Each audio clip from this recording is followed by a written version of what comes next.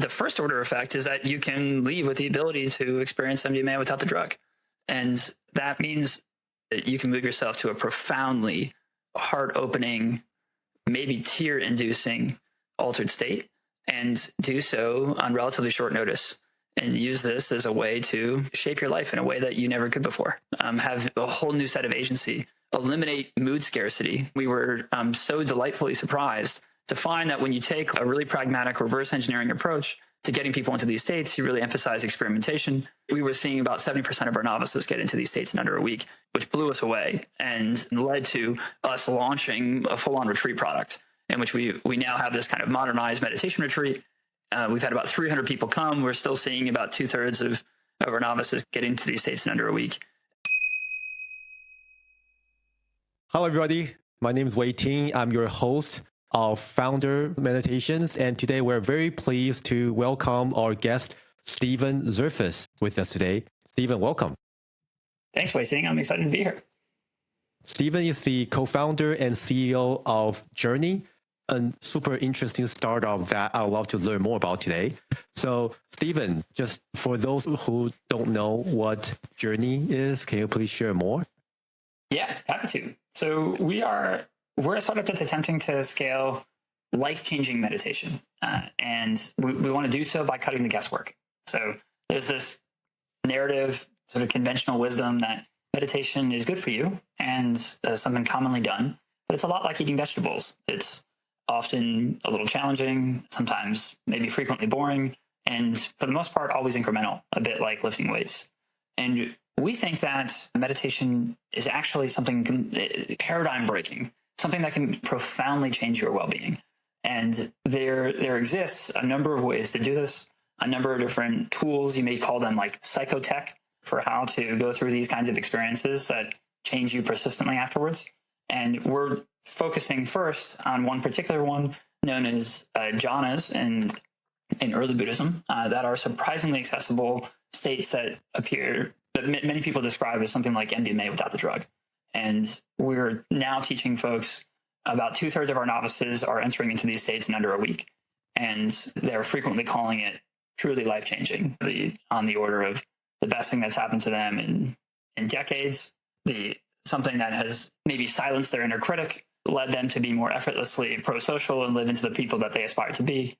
And the list goes on. And so we are a company currently trying to do that.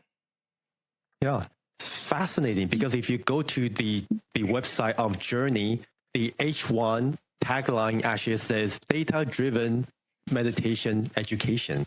And Stephen, your background, you're a software engineer in the Silicon Valley. You used to be a software developer at Lyft. So just curious, can you share more about your spiritual or meditation journey and what led you to starting this company? Sure. Yeah. The personal story very quickly becomes the professional stories. I'll give you the arc. About 5 years ago, I was in a really difficult mental health spot. I was breaking up with a co-founder and a girlfriend at the same time, two different people. I think I went from 2 jobs to no jobs in a day. There was some other difficult personal things. And also, unbeknownst to me, I had developed a tremendous amount of self-critical, faster than thought habits and all these things were contributing to just what seemed as if it was truly an all-time low. So I went on a 10-day silent meditation retreat as a bit of a Hail Mary to see if I could find something that would help me get through the tough time. And things actually got worse. I think I had 3 migraines in 8 days. At this point, I was like, I need professional help. I'm just an absolute wreck. And so I changed the technique on this retreat out of desperation, deviated from what the retreat was asking me to do, and got lucky and ended up in a just extraordinary place, quietly streaming tears of joy for 60 minutes, wide open, spacious gratitude, easily the most blissful thing in over a year. And I thought, what the heck is this? If this is replicable, this changes everything. And so I left the retreat and did what any engineer would do. I self-experimented.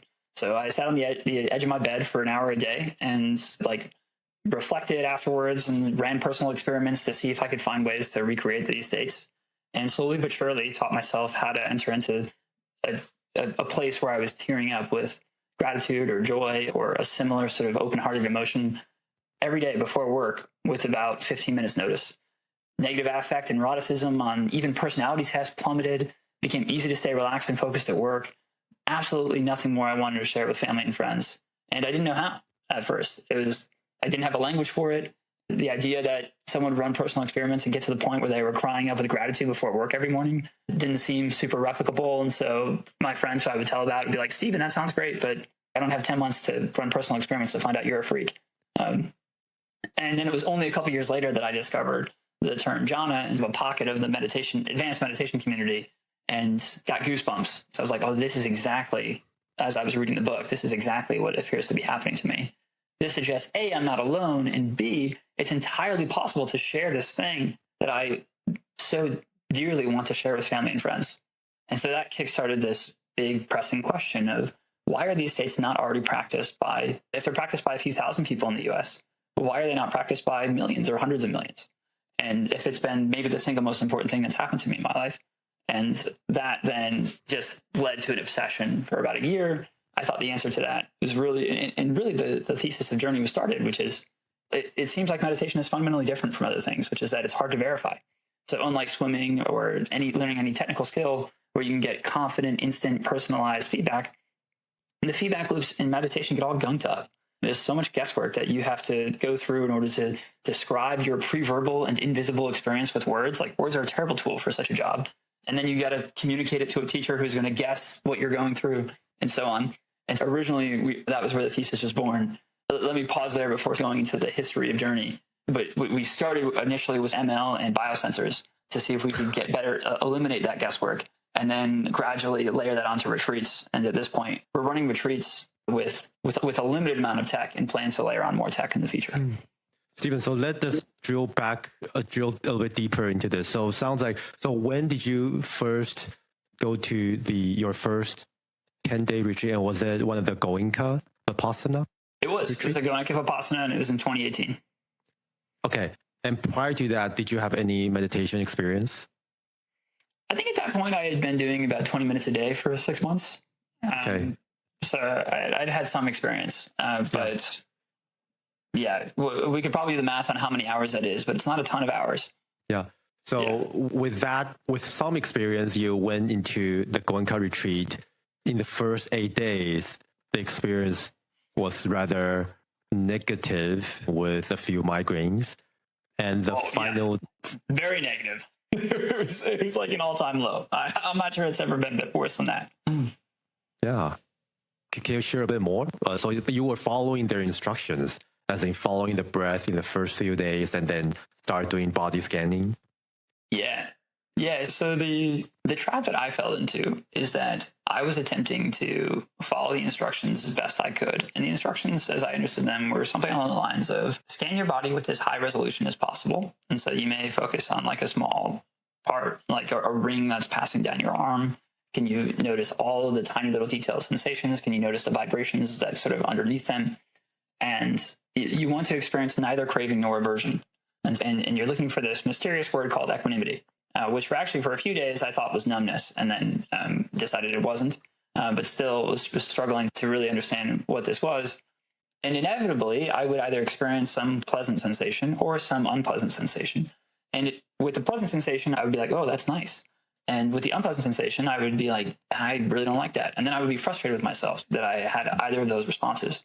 And then frustrated to that, and frustrated to that, and I would spiral downhill. The technique of body scanning and looking for equanimity, in some ways, I think is good psychotech. And so I don't want to criticize the Goenka organization or their technique, but I found my personal experience in that retreat was one that was just really challenging. The migraines were terrible. The sleepless nights were terrible. The just relentless beating myself up was rough. And so then finally I said, I can't do this anymore. And so I actively began, really what I did is, I can go through the longer thought process here, but the short answer is I infused the body scan with a form of loving kindness. And that ended up making all the difference. Okay. At the end of the Goenka retreat, they also teach you loving kindness, metta meditation on the final day, if I recall correctly. That's right. They do. Yeah. Okay. And that loving kindness, I think, is great, and a great part of that retreat. I think I have since leaned a lot more into loving kindness than I had body scans. Okay. So after you essentially started adding loving kindness, things started to get a lot better, and you got yourself into the jhana state for the first time. Yeah, what I now, in hindsight, look back and see is a jhana experience. Can you share more what it was like having the jhana experience for the first time back then? Yeah, so I had the sort of what happened on that day. I think I had a stress headache that was likely to become migraine number 4. And then I went for a walk and I was like, okay, look, I'm spiraling out of control. I'm clearly just in this loop, this positive feedback loop in a negative direction where I'm having either craving or aversion and then averse to that and averse to that and so on and so forth. So, okay, if I'm spiraling in a positive feedback loop in a bad direction, maybe I can reverse the inputs. And so just as a wild guess, maybe I can reverse the inputs and revert to reverse the outputs and get this thing to spiral in a positive, in a better direction. And I thought, okay, Aristotelian golden mean, virtue lies between two vices. And so if I'm on one side of this aversion issue, let me shoot for the other side. And so my plan was to go in, and if I experience any pleasant sensation, just welcome it in as, oh, thank you, my friend. And if I experience any unpleasant sensation, let me just hit it with as much like compassion or loving kindness as I could come up with. And that is the thing that ended up making all the difference. And so over the course of the next few hours, my stress headache went away. And then slowly this, what's the right word? Like this kind of energy / euphoria began to build. And then at one point it just popped and there were waves of euphoria moving through my body. I was screaming tears of joy. It was just, at first it was really high energy, but then over the course of about 60 to 90 minutes, gradually settled seemingly into a lower energy, lower place in the body, really moved from this like explosive experience to this deeply profound peace. And I finally slept like a baby for the first time in maybe months. Oh, maybe now's a good time for the people in the audience who have no idea what jhana is. Can you please share more? Sure. So jhana is in a Theravada Buddhist context, refer to 8 altered states that you can learn to enter into. And these states span the spectrum from bliss to peace. These states have a tremendous amount of overlap with mystical states and other traditions. In fact, they predate Buddhism. So they were practiced under the term dhyana in Sanskrit, and jhana is Pali. Arguably, the Buddha's original IP was going beyond the jhanas. So using the jhanas to then crack open into lasting personality change or perceptual shifts that have to do with how you engage with the world around you. The jhanas share a lot of overlapping features with mystical states described in Christian mysticism and Muslim mysticism, possibly. I've once heard a Harvard neurobiologist speculate that the fMRI readouts of Mormons, quote, feeling the spirit, which is almost a technical term in Mormonism, resemble fMRI readouts of a jhana teacher in fMRI. And so you can speculate the extent to which these states have already been rediscovered and played with across time and space in many traditions. One of the things that makes them so conducive for, I think, experimentation and study in early Buddhism is that they're treated really as skills that you learn. It's not something that is subject to the probabilistic intervention, the grace of God, for example. And so you can treat them like a skill. There's a bit of the term jhana in Theravada Buddhism does in fact mean a number of different things, depending on which context you're coming from. There's the so-called jhana wars about what really constitutes a jhana, and depending on which text you're referring to, it may mean something that only 1 in a million people will learn in their lifetimes because or modern teachers today who I don't think there are any modern teachers who genuinely believe that only 1 in a million people will learn jhanas, but maybe I'm speaking out of turn, maybe that's the case. But there are people who have really high bars, and you can't have a thought in 3 hours in order for it to count. There are, on the other side of the spectrum, you'll have folks that think, no, actually the jhanas were taught by teachers in the earliest days in Buddhism to anyone and everybody, and it was expected that lay people would learn to enter into these states as well. And so the techniques and the expectations for learning how to do that are much more accessible. And it's actually this much more accessible side of the spectrum that Jhourney is so interested in, because we look around and we say, hey, look, there's a community of folks who have developed shared language and have seemingly reported the ability to consistently enter into truly extraordinary states, like full-on psychedelic experiences without the drug, on relatively short amounts of practice and relatively short duration of sits. And this has massively cascading positive like mental health and well-being effects. And is it possible to scale that? And that's what we're building. Yeah. Because for your average tech worker in the Silicon Valley, the term jhana sounds quite esoteric. Is this something similar to, say, a flow state? So flow states are arguably states that you could use. You could use the term flow to describe the states of meditative absorption, or like when you move into a place of like effortlessly calm abiding, as typically described in certain stages of quote samadhi, if you're using early Buddhist language. And so you could certainly call these flow states, but you can also have a flow state playing soccer or getting caught up in code. And what's different here is, I think the way we like to describe it is it's a positive feedback loop between attention and emotion. And this is something you're already very familiar with regards to something like an anxiety loop, where 10 minutes into anxiety, maybe your palms are sweaty or there's a knot in your throat.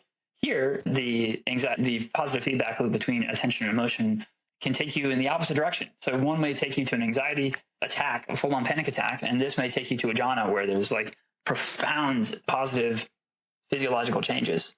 And so it's not just a flow state, it's a flow state in this very particular way.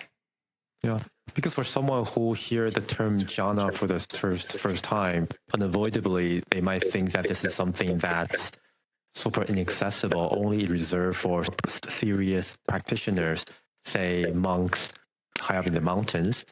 But you're essentially saying that it's actually a lot more accessible than one may think. And you as many years ago, you actually achieved it on your first meditation retreat yourself, and you were able to reproduce it by yourself without a teacher, basically. Yeah, that was my journey, and I think that's played out many times already. And we see about 2/3 of our novices in jhanas by the end of the week. About 50% of those, I think, are in jhanas in the first 4 days. This is certainly not a superhuman state. It's one that takes somewhere between 10 and 40 hours of practice. So after you completed the 10-day meditation retreat, you went back home and you successfully reproduced the jhana state yourself. And then what happened next? What did you do to actually start this startup? Yeah, so I mentioned that some number of months went by, and I was now able to do this on a daily basis with full confidence. And it took me about somewhere between, I would say, 10 and 35 to 40 minutes, depending on the day, to enter into the state. And I'd spend the rest of my hour quietly crying, basically, and moving from this more like blissful altered state to a more peaceful altered state. This was life-changing. There was nothing more important for my mental health. It had such transformative effects on my well-being. I was using this to create multi-hour afterglows, which might prime me for difficult meetings or high-stakes decisions. And then maybe most excitingly, I was using these states to drop into a special place and then work with the most painful psychological things I could come up with, like the death of a loved one or a semi-traumatic breakup. And eventually it was dissolve into this wide open ease and acceptance. And then when I encountered that negative stimuli in the real world, reminded of the passing of a loved one, or reminded of a breakup, or that difficult thing that was happening at work, what would come up automatically was this ease and acceptance, as opposed to the negativity that I was previously experiencing. And so really what was happening was these altered states were exciting, but what was most valuable about them was how I was using them to alter my own traits. And it was this really lasting personality change that made this truly priceless. It was one thing to, I think, have access to, quote, MDMA without the drug. It was another thing, I think, to be playing with shaping myself into the person that I aspired to be. From here, then, nothing more I wanted to share with family and friends, but it largely, because I had no idea how, stayed a secret for a couple of years until I began finding these frameworks and meditation circles and like, okay, this is already something that's well known, that's well mapped, that people can share. And then I think we mentioned earlier that the problem with meditation is that the feedback loops get all gunked up. So I ended up quitting my job to see if I could spend a year exploring whether or not we could use modern tools to solve this feedback issue. And gradually became convinced that, yes, we could. Consumer-grade neurotech devices had really dropped in price. There were some real bright spots in the machine learning for processing neural data, particularly EEG signals, to identify things like emotions with decent amount of accuracy and modest amounts of data. And on top of that, we saw some bright spots in neurofeedback literature, including for advanced meditation, suggesting that you can get novices to imitate masters' brainwaves in under an hour, when at least in one dimension, given the right conditions. And so against that backdrop, it was like, okay, this may be primarily an engineering challenge instead of a neuroscience. Let's see if we can fundraise, put an initial team together, and set out to build a Jhana helmet, one in which you would put it on, you would open up your app, you would get instructions to the world's best instructions to get yourself into a Jhana. And based on your brainwaves, the instructions of the music you're listening to would change in real time. So that's exactly what we did. And in early 2023, so about a year and a half ago, we began collecting data. 6 months later, we had what looked like the world's largest data set on these states, and had really, I think, convinced ourselves that this problem would be tractable. It was going to be very difficult. We would need a lot more data, and we were going to have to overcome a good number of engineering challenges. But it seemed as if we had persuaded ourselves we can certainly do this. And so the next stage in R&D was, let's begin bringing novices on retreat. And when we brought novices on retreat, we're not going to use tech at first because we want to incentivize them to come. So we're just going to see if we can teach them these states. Based on those success rates, we're going to incentivize future people to come. We're going to layer on tech and proceed in that way. And this is when we were so delightfully surprised to find that when you take a really pragmatic reverse engineering approach to getting people into these states, you really emphasize experimentation, that you're then able to, we were seeing about 70% of our novices get into these states in under a week, which blew us away. And and led to us launching a full-on retreat product in which we now have this kind of modernized meditation retreat. We've had about 300 people come. We're still seeing about 2/3 of our novices get into these states in under a week.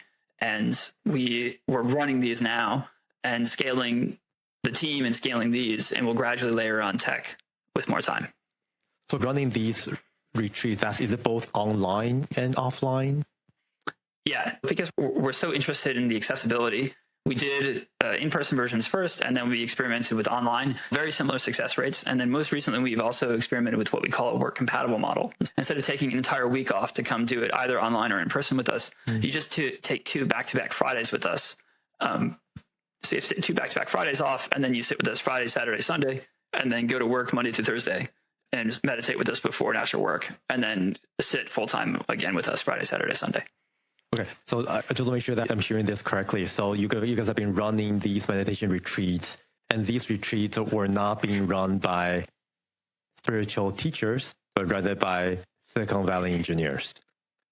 Yes. Yeah. We're not teaching spirituality or the Dharma. We're teaching altered states using the best psychotech we can get our hands on, which has been carried through the ages via contemplative traditions. Can you share more about those retreats? How long are they? What kind of people will go to the retreats? What happen on a day-to-day basis? Sure. They are about a week. And in most models, the work compatible has that special model. We have folks, all kinds of different folks. We definitely lean towards, I think, engineers and founders. That's where we're most prominent and well-known on Twitter. And I think our sort of reverse engineering approach and ruthless pragmatism particularly appeals to those folks. The way it works is you'll show up Friday night or something, or maybe you sign in online on a Friday night, and then probably the first day will be about learning the technique and getting to know some of your fellow participants and some community building stuff before we move into a regular period in which we'll have the daily schedule may look something like this. It'll be like a quick breakfast. Then we'll get on for a group session. We'll guide you through a few exercises that we've designed to try to point out nuances that novices typically miss, like the relationship between curiosity and relaxation, for example, or different ways in which you can change how you're relating to your meditation experience that will cultivate more enjoyment, curiosity, or relaxation. And then we have a Q&A session, and then we break, and everybody has a solo time that they'll look to use to meditate between 6 to 10 hours a day. And that will be interrupted for a few things. One is their daily interview, in which they come in and they share what experiments they've run in their own head in the last 24 hours, what results they've seen, and then the instructor will pattern match and say, okay, fantastic. Of the few hundred interviews that I've done, this is what this reminds me of. Here are some of the things let's now co-create an experimentation plan for you for the next day. And then there's a few meals, there's a group workout daily, and then there's another group session that night. Is it a quiet retreat? It is. So we typically practice silence. We break that in a few ways. We have some facilitated group discussions.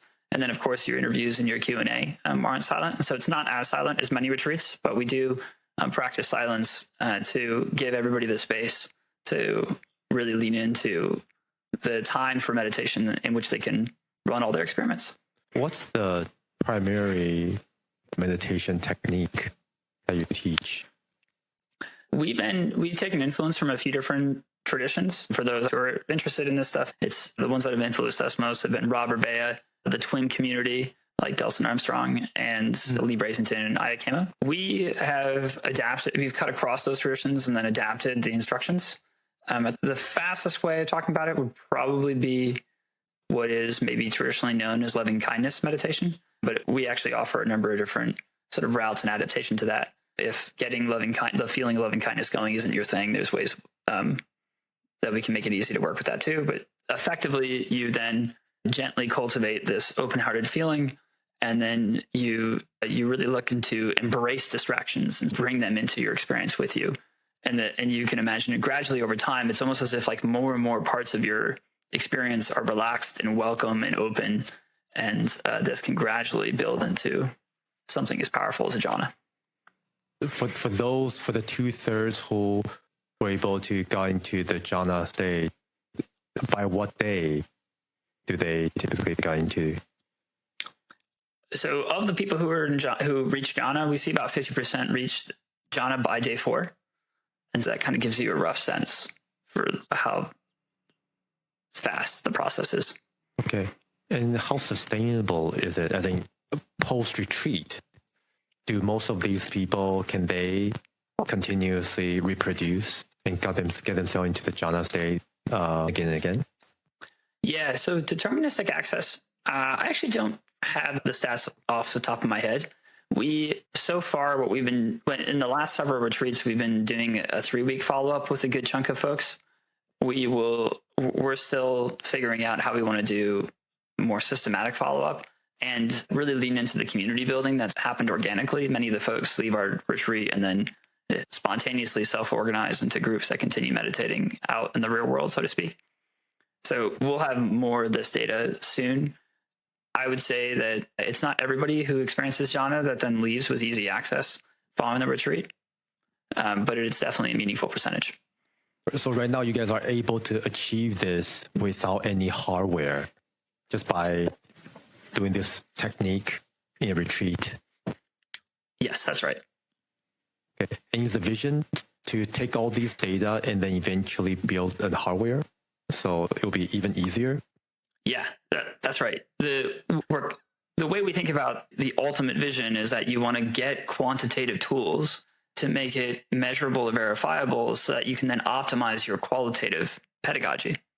And what we were delighted to discover is that we can already make good progress in experimenting and optimizing on the qualitative pedagogy, even as we're developing the quantitative tools.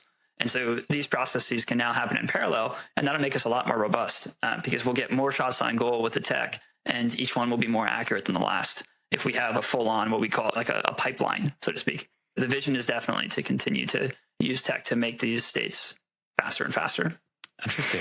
I wonder what would a typical Zen teacher comment on this? Because I suppose one school of belief is, other than awakening, other than the project of awakening, anything else is a distraction and is not absolute. In your view, what's the difference between jhana and awakening, and what would your answer be if someone were to ask you this?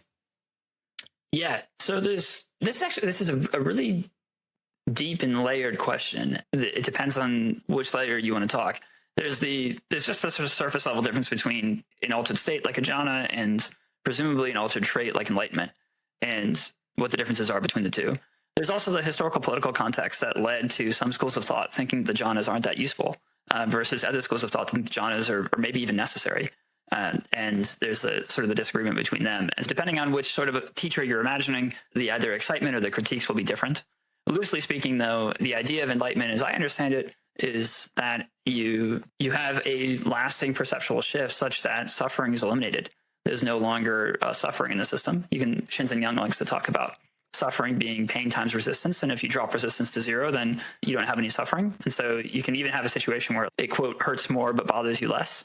And this sort of enlightenment, particularly as described by those who are open about being close to or possibly being enlightened in the modern day sounds incredible. The kinds of quotes that you hear about folks who are operating and living from these states is truly extraordinary. An example, I think, of truly spectacular well-being. The jhanas are altered states. They come and go. They have these powerful qualities that allow you to continue to hack on your personality, so to speak, and discover the kinds of insights and lasting perceptual shifts that will lead to enlightenment. And depending on what school you come from, they're actually necessary in order to get into enlightenment, or they're extremely helpful, or they're a distraction. And it's all unfortunate, in my mind, historical political accidents that the most modern meditation today is either unaware of or thinks that the jhanas are a distraction, when from our perspective, they're like just tremendously exciting, strictly positive opportunities. Yeah. And in your view, do you see jhana as, I guess, a midpoint to the eventual awakening? Or what's your take on this? Depends on what your goal is. If your goal is awakening, then yeah, super helpful. Okay. Maybe you can share more about, say, if I'm a software developer in the Silicon Valley and I want to de-stress and think about going to a retreat. And there are a few options. There's, of course, the 10-day Vipassana retreat, and there's also the Journey retreat. What would be the quote-unquote sales pitch for someone that you think someone should strongly consider going to a Journey retreat? Yeah, so I think there's a few big reasons. The first is that maybe one of the biggest ways in which we're different from another meditation retreat is that we are targeting these relatively discrete states. We have a success criteria in our mind. It's whether or not what percentage of our folks, it's two success criteria. It's one, the percentage of our folks that get into these special states, and two, their net promoter score. And so the extent to, even whether you get into these states or not, the extent to which you had a good time. Our NPS is, even those folks who don't get into these states still reported as a very positive experience and recommended to friends. I think our NPS is as high or higher than Apple's right now. So the fact that we have very discrete and some relatively discrete success criteria means we can play a relentless tracking results and continuous improvement game. And so every retreat, we're trying new things. We're collecting feedback regularly. We're keeping tabs on individuals as they go. If you come into our retreat and we've got our facilitation team behind the scenes, our facilitation team every night is meeting together and running through the roster, being like, okay, what anti-patterns do we think somebody may be falling into? What kinds of interventions do we think are going to happen? What's our probability that they're going to have a certain experience in the next few days? And so all of this stuff that is actually, I think, intuitive and exciting to your average engineer is just is part of the experience in one way or the other. For many meditation teachers, this is something that happens like in an unfolding is maybe a word that you might hear frequently. And it's out of our control whether or not somebody gets into something like jhana. And that's of just a totally different mindset. And it can be beautiful in its own way, but is not the kinds of experience that you're going to have with us. The second is we have this deep belief that quick, rapid, total life-changing experiences are possible. And this expectation for life change, I think, is also a different view that people take to the retreats. And that kind of the Pygmalion effect in some ways is one of the many ways in which expectations become reality. And if you don't believe that rapid life change is possible with meditation, then our retreat may not be a good fit for you. But if you're hoping that is the case, then I think ours is promising. The third is that we are really big into working smart, not hard. And I think for a lot of folks, the idea of meditation is that it's like lifting weights or, again, eating vegetables. You got to do a lot of it, and you do the same thing over and over again. And gradually, it will make you better. And in our case, though, we almost think, no, that's exactly the wrong way to think about it. If you're not seeing results on a relatively short timeline, if meditation hasn't changed your life in the last 30 days, then you're probably doing something wrong. And if you haven't had significantly different experiences in the last 3 hours, you're probably doing something wrong. And so the question is, like, how do you run experiments and constantly be exploring your own mind state to find something like a buried treasure, more so than just lift your dumbbell? And then I think the last thing is that if the retreat format itself, if you're really big into the iterative approach, the regular co-creating experiments, we like to use things that we call bottoms up to try to bump the nervous system to get it closer to these states to begin with. That may range from yoga to cold showers or cold plunges, exercise, HIIT workouts. These are all part of our retreats too. Share more about the life-changing aspect of going to a journey retreat. Yeah, so our hope is that the first order effect is that you can leave with the ability to experience MDMA without the drug.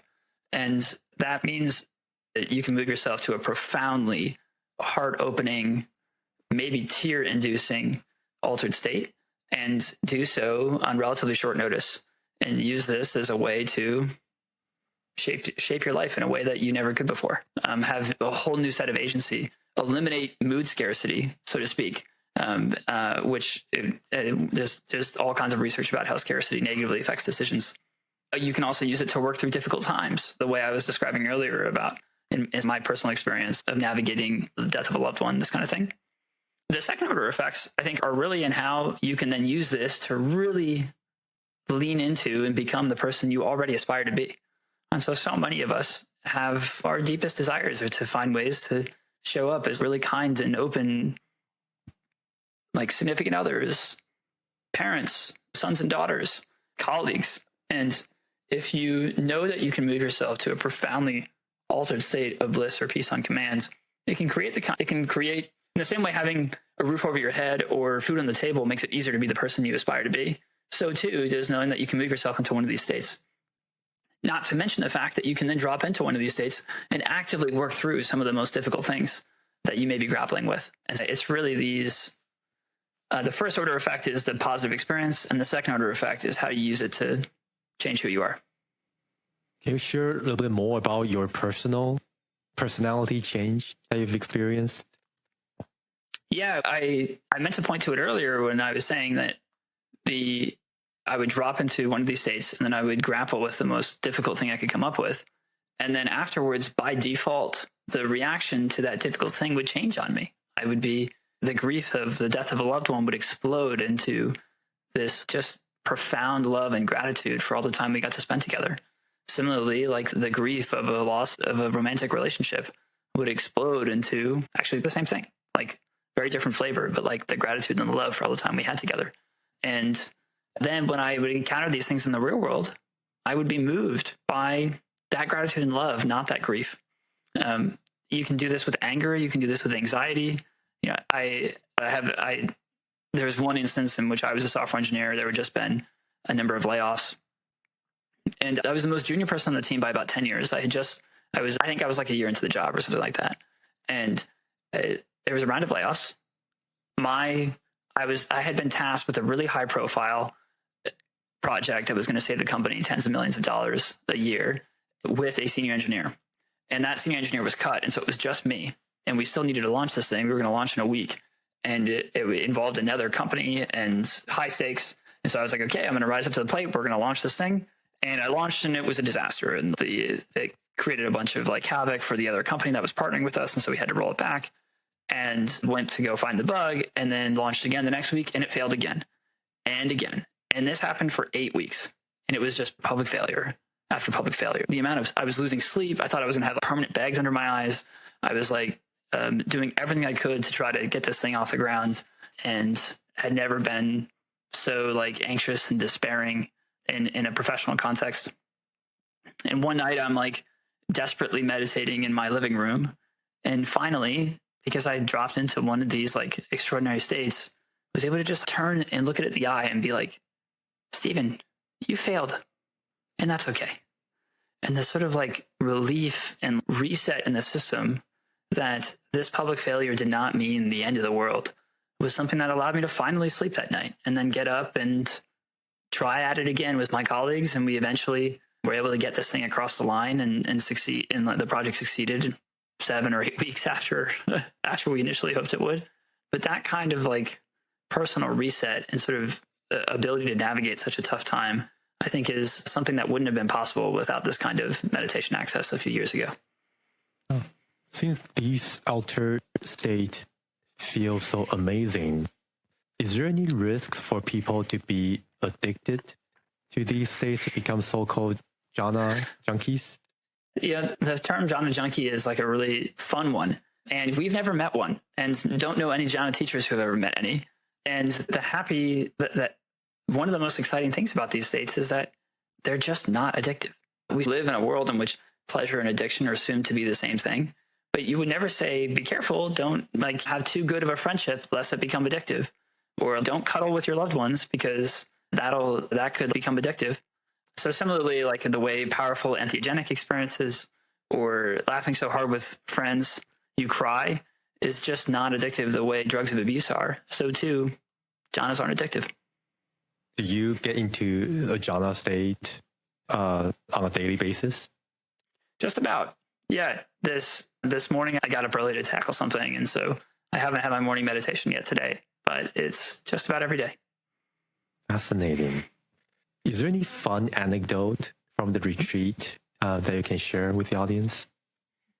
Yeah. So let's see. What are some of the? I'll rattle off some of the quotes of like folks who have come to mind recently. I think in March we had someone who said, "This is the best retreat I've done in 50 years of meditating." Compared it to the very best sex. Wow. Every now and then we get some analogies to sex, and they're usually like in that regard. We actually had a YC backed biotech founder do a retreat and come back and say, one, my inner critic is silenced. And two, my team is commenting on how happy I am, including and my romantic partner. Both the inner monologue and the external dialogue seemed to have taken on like a very different bent. And she's a total trooper, YC-backed biotech founder, hustling hard to make it happen. And so I think that relief came at a really special time for her. We had a couple people who have talked about intuitively dropping into one of these states and then processing difficult parts they had failed to process in therapy. One guy mentioned it to change his relationship to the suicide of a best friend 7 years ago after really failing to grapple with the guilt in therapy for what was 7 years. We had another guy also talk about grappling with in his case, it was a relationship he had with himself after developing panic attacks and coming to peace and trusting himself again not long after. And I think meditation played an essential role in curing himself of panic attacks. We've had quotes Wei Ting, one of the most fun thing about this is that we have quotes that are just hyperbolic. I think it was someone in March who said, this is the best thing I've ever done for myself. We've had folks on Twitter say things like, this is the most important thing I could recommend to anybody. It's up there an expected value of starting a family or getting married. Somebody else say that one of the jhana experiences was as or more like personally significant to them than their wedding day. Like these are statements that just I actually almost hesitate to repeat because they don't sound real. They're just they're so hyperbolic. I actually have. Let me just pull up a list here of the most recent. Oh, we get a lot of comparisons to psychedelics, but how different it is to be in full control and to be able to titrate the experience. One of them that I like is, so these states, because they go from more bliss to less peace, or sorry, they go from blissful to peaceful. The later jhanas get very peaceful. And so one person came, she's had quite the career and is currently leading a well-known like tech-oriented nonprofit organization, and said J4 was the most relaxing vacation of her entire life compressed into an hour. And so you can imagine like all the rest of a deep vacation, boom, in an hour, and the ability to access that periodically and what that might mean. I actually just did that the other day. I was like working really hard and not getting a lot of sleep to pull off our latest retreat. And the retreat ended, and then I spent an hour in the same jhana, one of these later peaceful jhanas, and it was just such a happy reset. Those are the kinds of things that this is fascinating.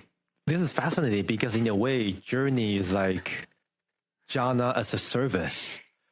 And no wonder you guys have such a high NPS score, because jhana is, once you experience, this is probably the best possible experience that could possibly have as a human being. It's 10 times better than sex, as I can imagine. I think the analogy is rather correct.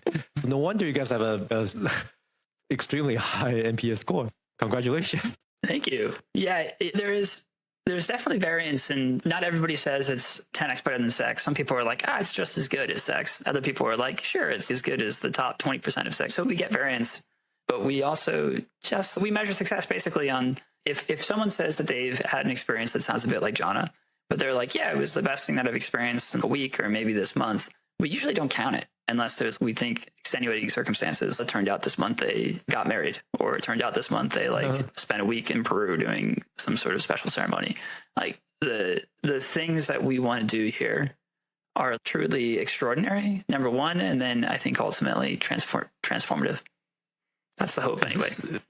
Do you know any other mechanisms that could relatively, I guess, reliably help others to get into the jhana state? Is this the first of its kind?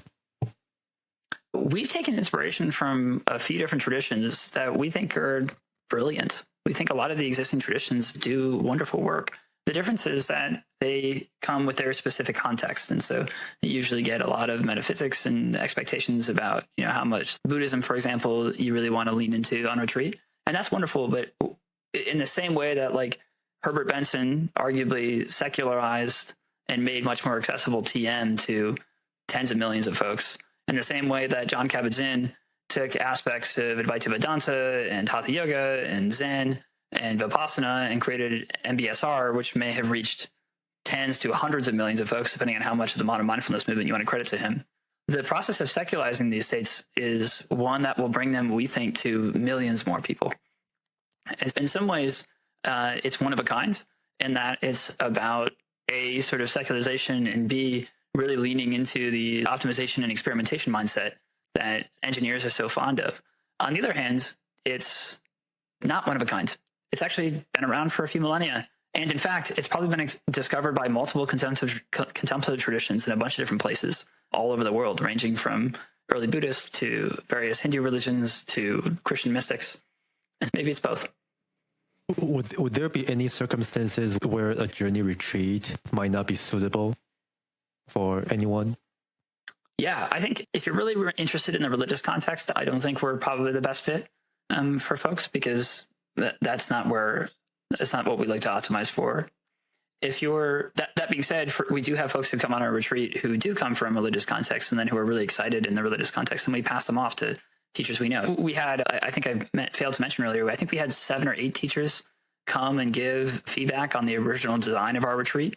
And we have deep relationships with many of the existing jhana teachers in the West. And so I was just on the phone with a few of them in the last week, and we're happy to send students their way. And yeah, have lots of, I think, mutual respect and appreciation.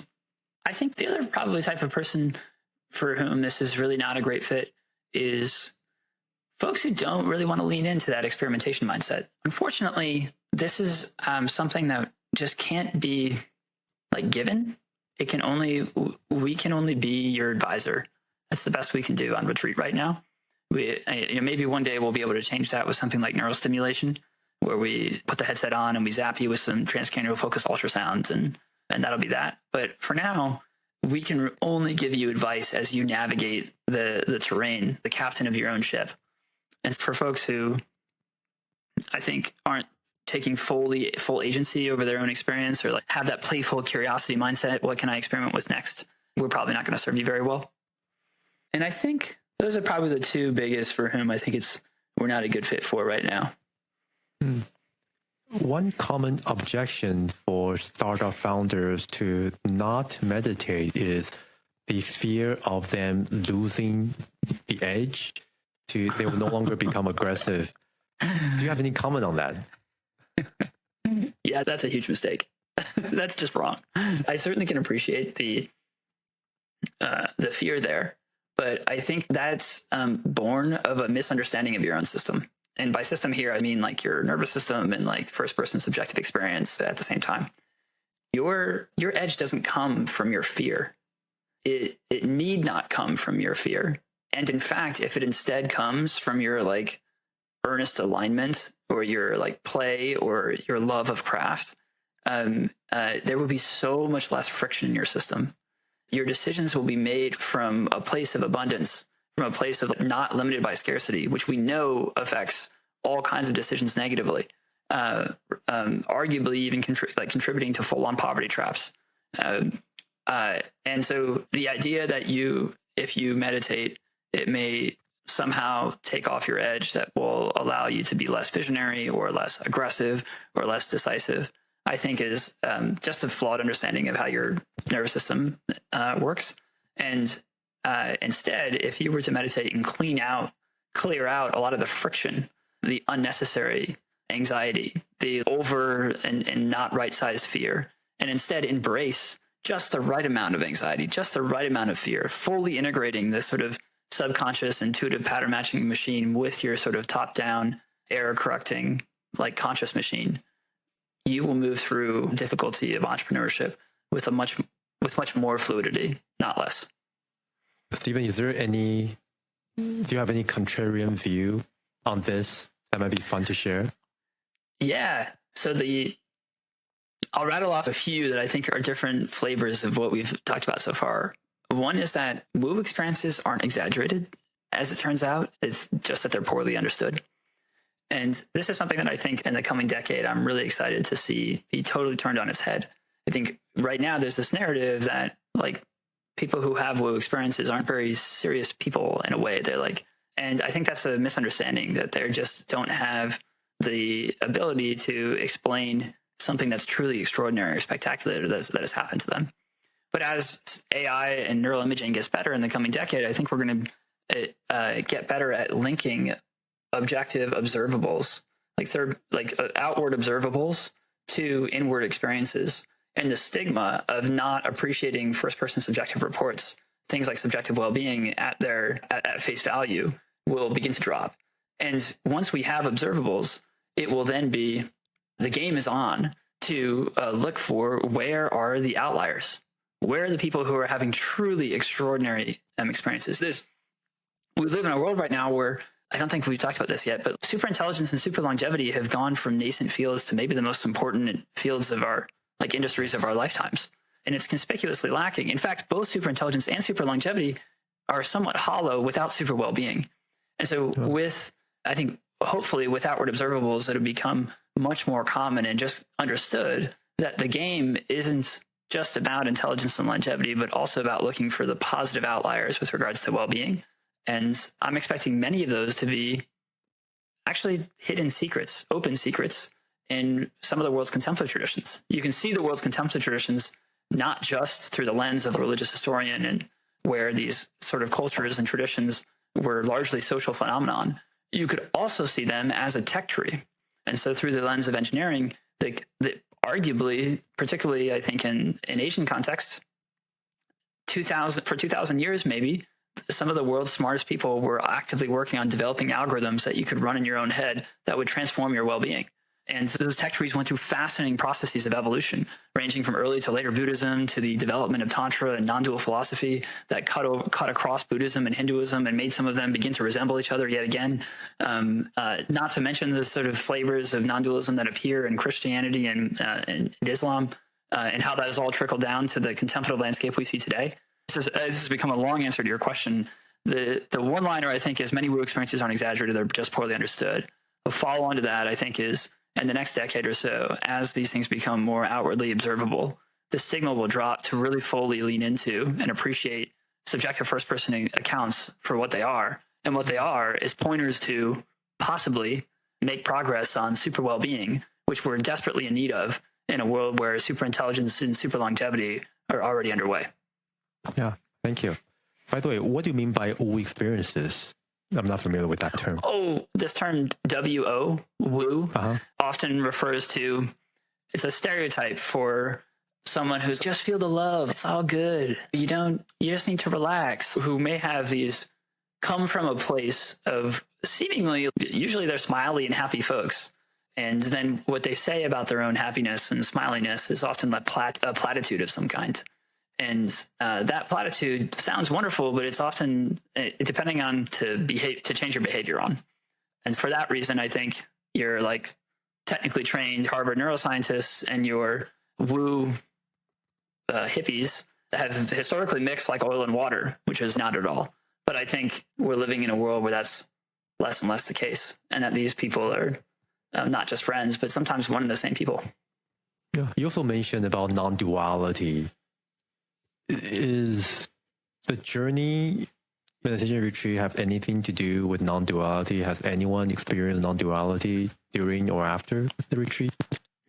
Yes. So for those who may not be familiar, non-duality can either refer to a technique or a result. The result is this lasting, it could be temporary, it can also be lasting perceptual shift in which the distinction between a number of dualities, including self and other, profane and mundane, and many others begin to break down. So you can start to have the sense of it's just an arbitrary distinction that this computer monitor I'm looking at is different than the sense of self that usually floats around in my head. When non-duality refers to a technique, it refers to families of meditation that attempt to draw your attention to these kinds of non-dual shifts directly. It's just look or do this thing where you see things slightly differently. And whoa, doesn't that come with either a sense of relief or a sense of impersonality, which makes it easier to then, navigate tough times without such clinginess or agitation. On Journey retreats, we have folks who come in with varying experiences with non-duality, both in terms of technique or result.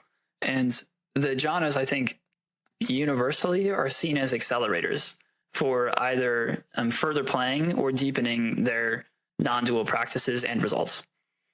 We have had some folks, I think, have some fairly significant non-dual experiences when they're hanging out in the later jhanas. Most of our novices don't make it. I think it's about 15% of folks make it into the later jhanas on one retreat with us. And so by later jhanas in the second 4, there's 8 in total. And so the second set of 4. And it's in that territory that I think folks begin to see or begin to have experiences where some of these distinctions begin to break down, at least temporarily. Oh, fascinating. Stephen, are there any topics that we haven't talked about that you think we should cover? Oh, good question. Yeah. I think there's just maybe two things that I think I'd like to share, which is it's really easy for me when we get talking about this and geeking out to slip into. The Atlantic wrote an article about us a few months ago, and it wasn't. It was nice the Atlantic wrote about us. I wasn't a super fan of being portrayed as a naive, extractive tech bro. But in the defense of the Atlantic, it is easy for me to slip into founder speak when we're on a call talking to a potential audience of engineers and founders. And that can come with a lot of fun problem-solving excitement. The real reason we're in this work, though, is because myself, my co-founder Alex, the whole team, it has just changed our lives, moved us to our core, brought us to tears over and over again, absolutely changed who we are in relationship to the people that we care about. And that's a different whole way of looking at this, which is that it's about a heartwarming experience and trying to find ways of sharing that heartwarming experience with all the trials and tribulations and mistakes that we make along the way. And I have a sense that I've been in founder speak mode for most of this call, but for anyone who's moved more by the personal story, knowing that grief and love are two sides of the same coin, or discovering that you can move yourself into profound states of peace and bliss, not by running from distractions or running from agitation, but actually turning towards surrendering into sinking, savoring into opening up in a perhaps counterintuitive but deeply heart-opening way, is something that we think is just so exciting and absolutely electrifying to share. So that's one thing. And then I think the second thing is the idea of bliss on demand. Was actually one of the parts of the Atlantic article. And then I think the Asterisk magazine was manufacturing bliss, and the Vox article that came out a little bit ago is on the topic of what if you get a panic attack but for joy. All of these things I think point to exciting first order effects. Once again, I think it's just worth hitting that. I think that's an even bigger deal than we may first realize. The modern mindfulness movement has been an extraordinary success story, arguably reaching hundreds of millions in the face of during a time in which we're seeing a global mental health crisis. So there's something that's so important about the current version of the mindfulness movement, but that's still actually relatively incremental. Even mindfulness-based stress reduction, which is one of the leading sort of clinical interventions on mindfulness, is largely about taking the edge off of something like pain or stress. And the idea that meditation could be absolutely transformative, we think, is a whole different ballgame. And it's not just important, it's also tractable. And that I think there's an existence proof of these things having been scaled and already reaching hundreds of millions of folks. And the fact that the jhanas don't take thousands of hours, they just take 25 to 40 or so, means that it's A, important, B, tractable, and then C, just because so many people don't know the word jhana is evidence that it's neglected. And so you're looking at an important, tractable, neglected profile about like scaling heart opening states. And that we think is just, it's really a blessing to get to work on this. Yeah. Fascinating. What you and your team are working on, I think it's super important to this world. As you mentioned earlier, in the age of AI and super intelligence, what might be even more important is super well-being. And I think what you guys are working on can really point people to the right direction. And I really wish you guys the best of luck. This is super, super fascinating. Thank you. Thank you so much for working on this. The world really needs it, and I'm sure you'll be very successful in achieving the goals of the startup. Yeah, we will. We certainly hope so. Yeah, and thanks for having me. It's been fun talking with you. Yeah. Before we leave, is there any final word of advice for founders or people who work in tech who might still be on the fence in jumping to meditation or joining one of the retreats? Yeah. So there's sort of meditation advice and there's jhana advice. And the meditation advice, I think, is definitely work smart, not hard. If you think of meditation like eating your vegetables or like lifting weights, you may sign yourself up for a chore. And in unbeknownst to you, in doing so, sap yourself with the motivation to explore what may be one of the single greatest life skills you can pick up in your life. I think maybe that's another sort of contrarian idea, is that after reading and writing, the next most important life skill is meditation. And probably most people will disagree with me on that, but something that I think I fully believe. So if you're going to work smart, not hard, then a couple of other thoughts are like, stay playful. It's all about running experiments in your own head and tinkering like a curious kid at the playground. And so just doing something like rote practice to sort of power through, I think is, unfortunately, a very easy to make mistake, but a very costly mistake, because it leaves you completely unaware of the upside you're missing out on. And then along with playfulness, I think reflecting a lot, constantly thinking about what experiments to run can create a sense of agency. And then doing so from a place of self-compassion will, I think, and then I think I would also add this, take a deep sense of triangulation and understanding that map is not the territory. And because meditation is pre-verbal and invisible, all words are limited here. And so if you hear a teacher say something, one, hold it tentatively, just because the guesswork that's going to be involved in understanding what they're saying. And two, triangulate. Go hear that description from a bunch of different folks and reflect it on yourself and chart your course like you would with a faulty map. Somewhat related to that, I think, is maybe don't take advice from people you wouldn't want to trade places with. It gets hard to know how to triangulate in a space that you can't really see. And so the things that you can see count. And if they seem happy and they seem open-hearted, then that's really good news. And if they seem curmudgeonly and not open-hearted, then maybe that's not. And then jhana advice in particular, they're wonderful places to learn the jhanas. It is difficult, though, to make sense of the landscape. The ones that have really stood out to us, I would love to call them out by name, is Lee Brasington, who learned from akin, the Tranquil Wisdom Insight meditation community. Particularly, I think most famous is Delson Armstrong, but there's a bunch of people in there, dozens of teachers, Bhante Nanda, Doug Kraft, Rachel O'Brien, Scott Jordan, all wonderful folks. And then Robert Bea, and there's a number of teachers, he's since passed, but there are a number of teachers who are teaching in his lineage that I'm sure are wonderful too, although I haven't met most of them. All right, Stephen, thank you so much. Where can people find you and Jhourney online? So I'm at Stephen Zerfas on Twitter, and Jhourney is at Jhana Tech. That's one word, JHANATECH. Both of those are good on Twitter. Alex Groover, my co-founder, is Alex_Groover1. Groover is GRUVER. And then our website is Jhourney.io or .ai, or I think most of the others. So JHOURNEY.io. All right, Stephen, thank you so much for a wonderful conversation. Thank you, and best of luck with the company. Thanks, Wei Ting. We'd love to have you on retreat sometime. We'd love to. Yeah. Yeah. I'll see you soon. See you soon. Take care. Bye.